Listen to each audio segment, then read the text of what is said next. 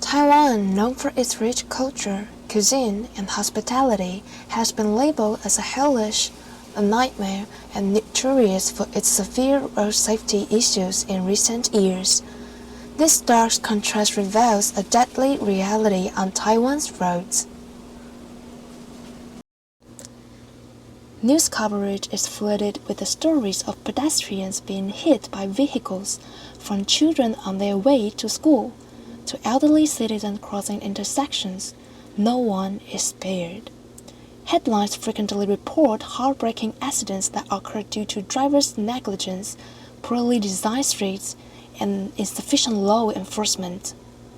The grim reality is that road safety in Taiwan is not just a statistic, but a crisis that affects countless lives daily. In 2021, CNN even described Taiwan as a living hell for pedestrians. According to its statistics, 2,962 people lost their lives in traffic accidents in Taiwan in 2021, a staggering figure approximately 6 times higher than that of Japan. Unfortunately, there hasn't been much of an improvement after 2 years. Data from the Ministry of Transportation and Communications (ROC) indicates that from January to June 2024, there were 192,864 recorded car accidents, which led to 1,428 fatalities, including 183 pedestrians, with a total of 257,380 injuries. On the other hand, statistics from Japan's National Police Agency reports that during the same period, there were 140,201 traffic accidents, resulting in 1,148 fatalities and 165,739 injuries. So, what do pedestrians in Taiwan suffer from? First, roads in Taiwan are like a battleground. Pedestrians, cyclists, and drivers are struggling to have a place on the road. Take Ximending, one of Taipei's shopping districts and a popular spot for international visitors, as an example. It is designed to be pedestrianization, which means changing the streets into an area that can only be used by pedestrians. However, here, not only do pedestrians and bikes, but also vehicles share the same roads. Parents have to hold their kids tightly as they may be hit every second.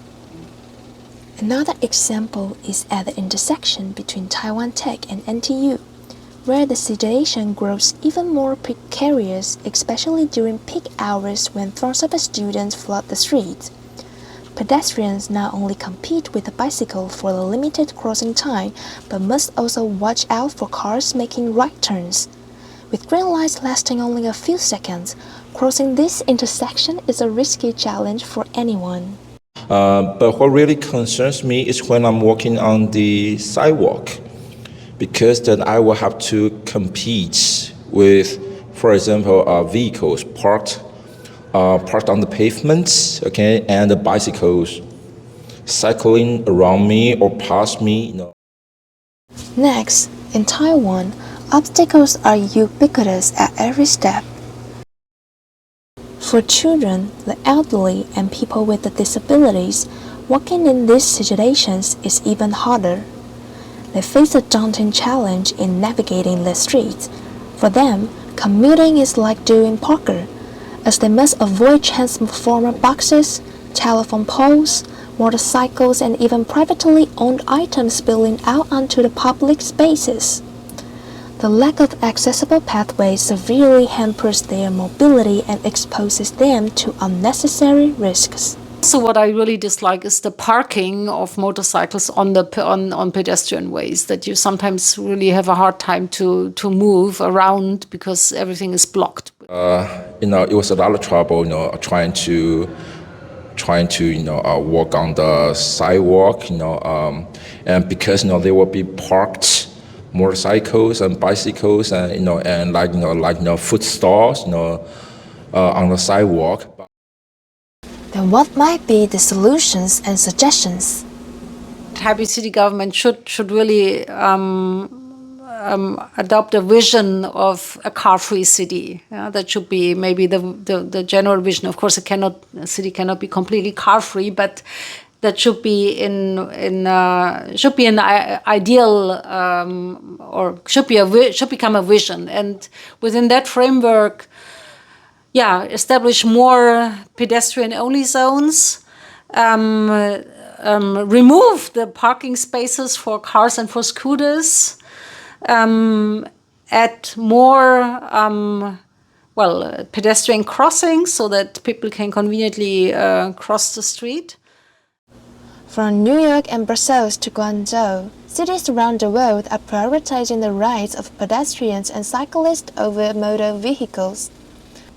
In Gurgaon, India and Bogota, Colombia, residents have initiated grassroots car-free movements.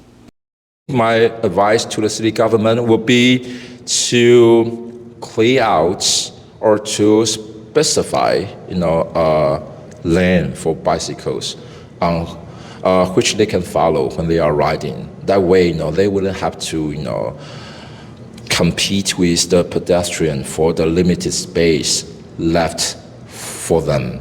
Okay, so I think, maybe the city government should figure out a way for bicycles to move, smoothly.